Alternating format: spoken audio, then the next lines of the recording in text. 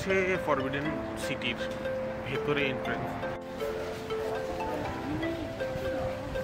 Entrance গেটে passport check করলো, bag check করলো, পাসপোর্ট ভেরিফিকেশন করলো, করার পরে তারপরে রিলিজ দিল।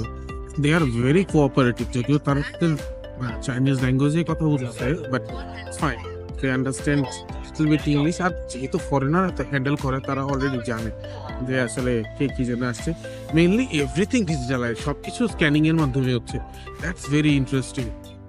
মানে কোনো টুরিস্ট স্পটে গিয়ে এত গোছানো ভাবে আমি আর কখনো পাইনি। নর্মালি হ্যাসেল থাকি, ঢোকার ক্ষেত্রে জ্যাম, চেকিং এর ক্ষেত্রে জ্যাম, বাট এখানে আসলে very easy to come and very organised. অবশেষে ফরবিডেন সিটিতে আসলাম। ফরবিডেন সিটি বেশ বড় একটা এরিয়া, এটার হিস্ট্রি অনেক interesting. One of the most visited spot. আমি ইভিনিং টাইমে মানে সেকেন্ড হাফের টিকিটটা করেছিলাম, কারণ আমি জানি যে আমার আস্তে আস্তে দেরি হয়ে যাবে। সো ওই তাড়াহুড়ার ভিতরে করলাম না, যেহেতু সিম কি না আমরা থিংসের ব্যাপার ছিল, I don't know that area. So I took some time and that's why আমি সেকেন্ড হাফের যে টিকিট সেটা কাটলাম। তো এখন হচ্ছে আমরা এটার ভিতর দিয়ে যাব। এটার ভিতরে বেশ বড় এরিয়া, বেশ কয়েকটা স্টেজ আছে। এটার কিছু কিছু জায়গায় হচ্ছে পুরো ম্যাপটা দেওয়া আছে, আমি ম্যাপটা শেয়ার করে দিলাম। ফরবিডেন সিটি বা নিষিদ্ধ নগরী সাউথ ইস্ট এশিয়ার সবচেয়ে ওল্ডেস্ট আর লার্জেস্ট হিস্টোরিক্যাল কমপ্লেক্স। এটা বেসিক্যালি ছিল চীনের চিং আর মিং সাম্রাজ্যের প্রধান বাসভবন আর প্রশাসনিক কেন্দ্র। মিং ডাইনেস্টির থার্ড এম্পায়ার ইয়ংলের শাসন আমলে এই কমপ্লেক্সটা বানানো শুরু হয়, আর 1406 সাল থেকে 1420 সাল পর্যন্ত সময় লাগে এই পুরো কমপ্লেক্সটাকে বানাইতে। এরপরে 1920 সাল পর্যন্ত এটাই ছিল এদের মেইন বাসভবন। এরপরে এটাকে আসলে মিউজিয়াম হিসেবে ডিক্লেয়ার করে, আর এটা চায়নার one of the world heritage site.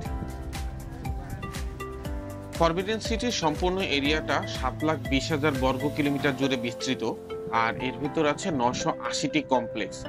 সবগুলো কমপ্লেক্স আসলে ঘুরে দেখা ইম্পসিবল, তবে এই পুরোটা এরিয়ার একটা বেসিক লেআউট আছে। বেসিক লেআউটের ভিতর হচ্ছে প্রথমে পড়বে সুপ্রিম হারমোনি হল, যেখানে হচ্ছে সব অনুষ্ঠানগুলো পালন করা হতো। এরপরে হচ্ছে সেন্ট্রাল হারমোনি হল, যেখানে basically cooking area, storing area for কিংডমের জন্য। আর এরপরে পড়বে হচ্ছে প্রিজার্ভিং হারমোনি হল।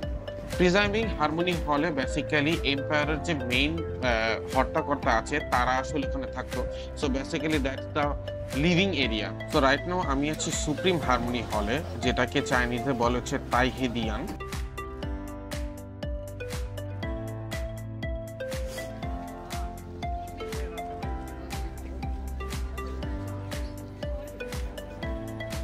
এই উপর থেকে পুরাটা কমপ্লেক্স হচ্ছে তাইহেদিয়ানের মেইন ভবন। এখান থেকে আসলে ডাইনেস্টির লোকজন দাঁড়িয়ে ফেস্টিভ্যাল গুলো এনজয় করতো, আর এই পুরাটা ওপেন এরিয়াতে হচ্ছে যা অ্যাক্টিভিটি বা ফেস্টিভ্যালের যেসব কাজকর্ম সেই জিনিসগুলো করা হতো। ফার্স্ট এন্ট্রেন্স থেকে এই তাইহেদিয়ানের ভিতর দিয়ে ঢোকার সময় আরেকটা চেকিং পয়েন্ট আছে। তো এখানে বেসিক্যালি তেমন কিছু নাই, এখানে জাস্ট হচ্ছে আরেকবার সিকিউরিটি চেক করে। আর এখান থেকে আপনি হচ্ছে ট্যুরিস্ট গাইডও নিতে পারবেন, এখানে গাইডের একটা সার্ভিস থাকে। সো আমার কোনো গাইডের দরকার নেই, আমি আসলে একা একা এক্সপ্লোর করতেছি। বাট কারো যদি প্রয়োজন পড়ে সে এখান থেকে হচ্ছে গাইড হায়ার করতে পারবে। এখানে চাইনিজ ল্যাঙ্গুয়েজের গাইড এবং English guide both available. So আপনার যেটা কনভিনিয়েন্ট আপনি সেটা এখান থেকে নিতে পারবেন with additional cost. তো পরিমাণ ঠান্ডা, ও মাই গড, মানে বাতাস উপরে উড়তেছে ঠান্ডা করার মতো। রাইট নাও পিছনে আমার সূর্য, still now it's minus temperature. ভাবাই যায় না যে এত সূর্যের আলো থাকা সত্ত্বেও এরকম পরিমাণ ঠান্ডা হতে পারে। মানে আমার ভেতর থেকে একটা কাঁপানি আসতেছে, এরকম ঠান্ডা। রাইট নাও আমি সুপ্রিম হারমোনি হল থেকে সেন্ট্রাল হারমোনি হলের দিকে যাচ্ছি, যেটাকে চাইনিজে ঝোং হেদিয়ান বলে। আর এই যে এন্ট্রেন্সের যে গেটটা, এটাকে মেইনটেনেন্সে রাখা হয়েছে। ওদের maintenance and everything is super. এত পুরাতন যেই কমপ্লেক্স গুলো কিন্তু এখনো এত নিখুঁত আর neat and clean. So now it's the starting of Central Harmony Hall. So এখানেও একটা বড় সড়ো এরিয়া, তবে এই জায়গা আর আগের জায়গার ভিতরে একটা ডিফারেন্স হচ্ছে এখানকার সবগুলো কমপ্লেক্সের আগে খুব সুন্দর সিঁড়ি করা, এবং সিঁড়িগুলোর পুরাটা জিনিসই হচ্ছে হোয়াইট স্টোনে। তার পাশে যে অনেকগুলো ছোট ছোট কমপ্লেক্স দেখা যাচ্ছে, এগুলো হচ্ছে বিভিন্ন সেকশনের গেট, আর এর ভিতরে কুকিং এরিয়া আছে, খাবার স্টোরিং এরিয়া আছে। আর this is the main site যেটাতে আমি এখন উঠতেছি। এখান থেকে হচ্ছে পরের সেকশনে যেতে হবে। যতই আসলে ভেতরের দিকে যাচ্ছি আর নোটিস করতেছি যে অনেক লোক আছে এখানে যারা ট্রেডিশনাল চাইনিজ ড্রেস পরে আসছে, তারা নিজেদের ফটোশুট করতেছে। So that very nice. আর ভেতরের এরিয়াগুলো, এই কমপ্লেক্সগুলো এত নিট অ্যান্ড ক্লিন, এবং কালারগুলো এখনো এত সুন্দরভাবে রিস্টোর করা আছে যে অ্যামেজিং। যতই ভেতরের দিকে যাচ্ছি রয়্যালিটি ফিলগুলো আরো বেশি আসতেছে। কমপ্লেক্সগুলোর design and structure is getting more interesting.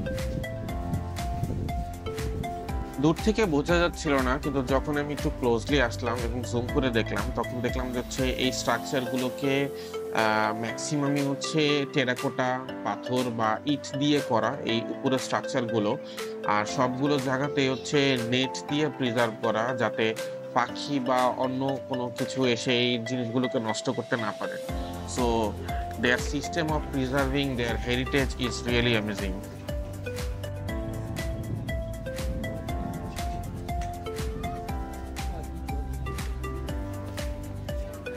Technically আমি এখন পুরাটা কমপ্লেক্স এরিয়ার মিডল পজিশনে আছি। মোটামুটি 1.5 ঘন্টা লাগলো আমার এই মিডল পয়েন্ট পর্যন্ত আসতে, আর প্রচন্ড পরিমাণ হাঁটতে হয়। কেউ যদি ভাবেন যে এটা খুব কুইকলি কভার করা যাবে, actually not, it will take long time.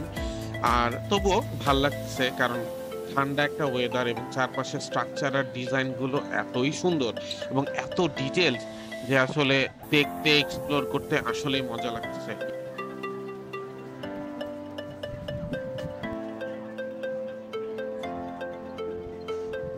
তো ফাইনালি 2 ঘন্টা হাঁটার পরে now I am entering to the preserving harmony হল। এখানে আসার শুরুতেই আসলে ওই ফিলটা পাওয়া যাচ্ছে, চারিদিকে স্ট্রাকচার, ডিজাইন সবকিছু আরো ডেলিকেট হয়ে গেছে। আর এই জায়গাটাতে বেসিক্যালি 3টা সেকশন আছে, যেটাকে বলে চিয়াং চিংগং, যেটা হচ্ছে সম্রাটের বাসভবন, কুন নিংগং, যেটা হচ্ছে সম্রাজ্ঞীর বাসভবন, আর জিয়াও তাইহেদিয়ান, যেখানে সম্রাট আর সম্রাজ্ঞী তাদের প্রাইভেট স্পেস শেয়ার করে।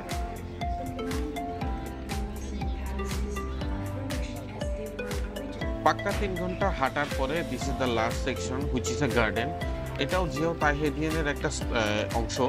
এই জায়গাটাতে বেসিক্যালি রাজা তার ফ্যামিলি টাইম স্পেন্ড করতো। আর এই জায়গার আইকনিক থিং হচ্ছে এখানকার গাছগুলো। মোটামুটি 4 ঘন্টা লেগে গেছে আমার পুরাটা এরিয়া ঘুরতে, এবং ফাইনালি বের হওয়ার পরে হচ্ছে it's again the crowded area. এখান থেকে আপনি বাস পেয়ে যাবেন বিভিন্ন জায়গায় যাওয়ার জন্য, আর সামনে হচ্ছে মেট্রো স্টেশন। এখন হয়তো বরফ নেই, কিন্তু তারপরে যে টেম্পারেচার কি পরিমাণ ঠান্ডা, এখানে দেখলেই বুঝবেন। দেখেন অলরেডি এক পাশ ফ্রিজ, আর এক পাশে স্রোত যাচ্ছে। তার মানে কি পরিমাণ ঠান্ডা হইতে পারে।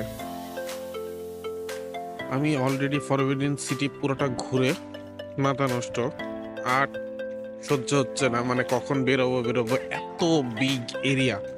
ও মাই গড, মানে ভাবাই যায় না। এতক্ষণ হাঁটাহাঁটি করার পরে আমার ক্ষুধা লেগে গেছে, আর বের হওয়ার পরে আমার এই স্টিকগুলো চোখে পড়ে। This is local fruit, sugar candy. তো নিয়ে হাঁটা দিলাম মেট্রো স্টেশনের দিকে। করলাম আলি পেতে, ইটস ভেরি ইজি। এদিকে নাইকি শোরুম, হোস্টেলে হোস্টেল